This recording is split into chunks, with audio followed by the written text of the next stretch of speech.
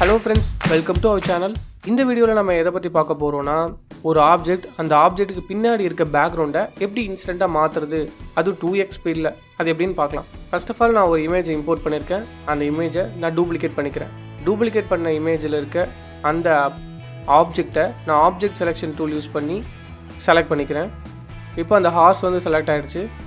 So select ஆன ஹார்ஸை new லேயருக்கு move பண்ணிக்கிறேன். இப்போ நாம் லேயர் 1 செலக்ட் பண்ணிவிட்டு ஃபில்டருக்குள்ளே போயிட்டு நியூட்ரல் ஃபில்டரை செலக்ட் பண்ணிக்கலாம். அதுக்கப்புறம் நமக்கு இப்படி ஒரு பேனல் ஒன்று ஓப்பன் ஆகும்.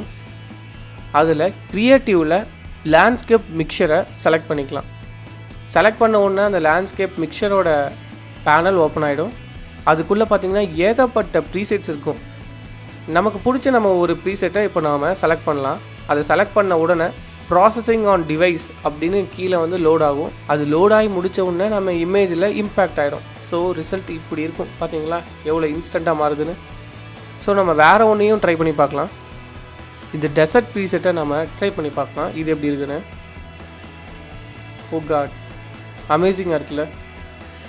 ஸோ இந்த லேண்ட்ஸ்கேப் மிக்சர் யூஸ் பண்ணி உங்களால் இதே மாதிரி இன்ஸ்டண்ட்டாக 2x ஸ்பீடில் பேக்ரவுண்டை மாற்றிக்க முடியும். அமேசிங்காக இருக்குல்ல. ஸோ இந்த மாதிரியான யூஸ்ஃபுல் டிப்ஸ் அண்ட் ட்ரிக்ஸ் வீடியோஸை நீங்கள் பார்க்கணுன்னு நினச்சிங்கன்னா நம்ம சேனலில் சப்ஸ்கிரைப் பண்ணி சப்போர்ட் மட்டும் கொடுங்க. இந்த வீடியோ பிடிச்சிருந்தா லைக் கொடுங்க. உங்களோட டிசைனிங் ஃப்ரெண்ட்ஸ்க்கு மறக்காமல் இதை ஷேர் பண்ணி விட்டுருங்க. தேங்க்ஸ் ஃபார் வாட்சிங்.